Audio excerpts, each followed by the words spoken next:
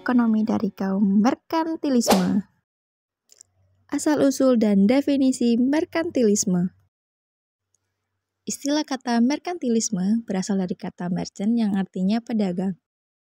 Menurut merkantilisme, setiap negara yang ingin maju harus terlibat dalam perdagangan dengan negara lain atau perdagangan internasional.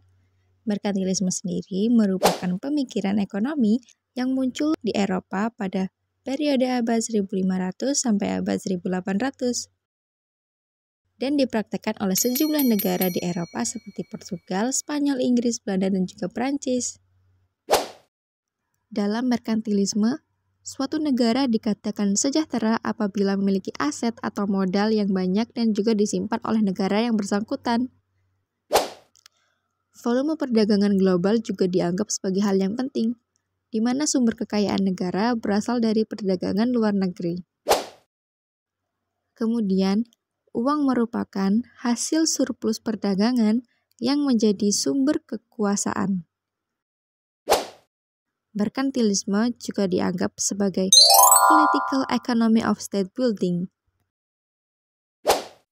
Merkantilisme tidak hanya dianut dan dipopulerkan oleh para pedagang, namun paling berpengaruh dan diterima oleh kalangan kelompok yang memiliki kekuatan dan kekayaan, baik segi finansial maupun politik.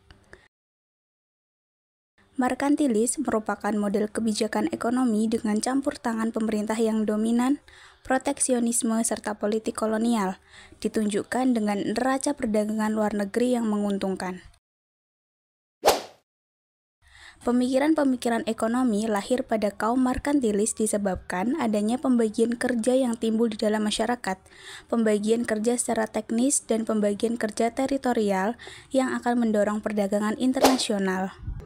Dasar pemikiran ekonomi merkantilis yaitu kebijakan pembangunan ekonomi nasional yang kuat melalui pembatasan impor dan peningkatan kuota ekspor.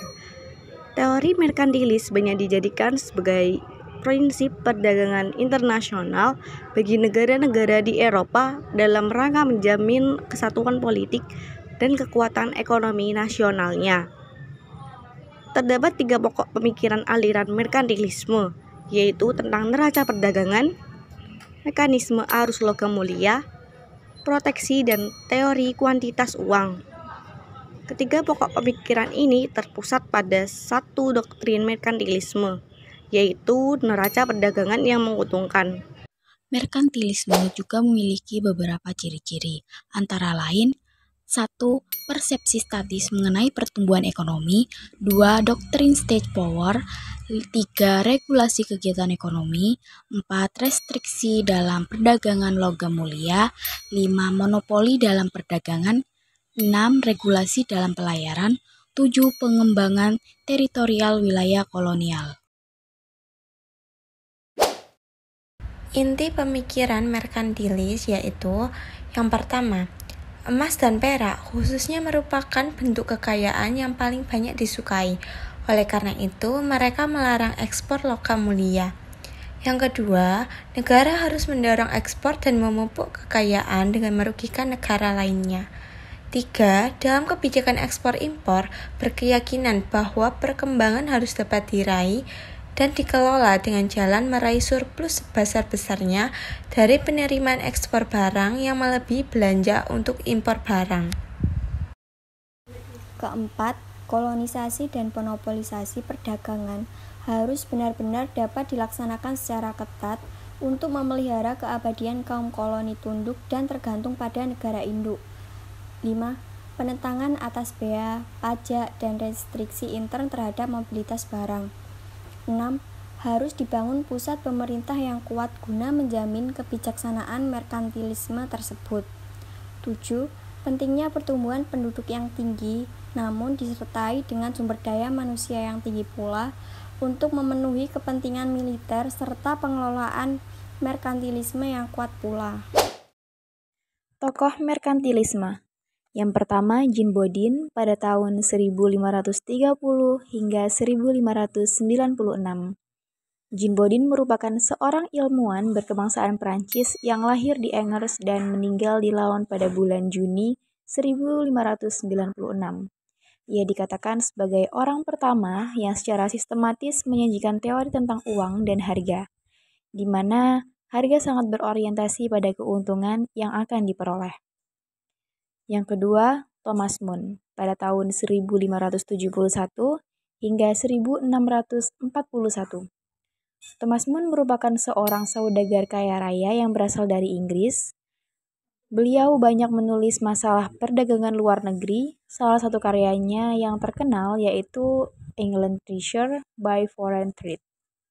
Ia juga berpendapat bahwa untuk meningkatkan kekayaan negara dengan cara biasa yang dilakukan adalah berdagang. Tokoh ketiga, Jean Baptiste Colbert dari 1619 sampai 1683. Jean Baptiste merupakan seorang menteri utama di Prancis dalam bidang ekonomi dan keuangan pada masa pemerintahan Raja Louis XIV. Tujuan kebijakan yang ia buat lebih diarahkan pada kekuasaan dan kejayaan negara daripada untuk meningkatkan kekayaan perorangan.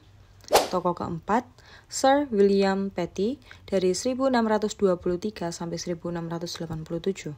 Sir William Petty merupakan seorang pengajar di Oxford University sekaligus seorang ekonom, ilmuwan, dan filsuf di Inggris. Ia banyak menulis tentang ekonomi politik dan ia beranggapan bahwa bekerja lebih penting dari sumber daya tanah. Tokoh kelima, David Hume dari 1711 sampai 1776. David Hume merupakan sahabat Adam Smith. Mereka sering berdiskusi mengenai perdagangan-perdagangannya terhadap ekonomi. Salah satu bukunya yang berjudul Off Balance of Trade yang membicarakan tentang harga yang sebagian dipengaruhi oleh jumlah barang dan sebagiannya ditentukan oleh jumlah uang.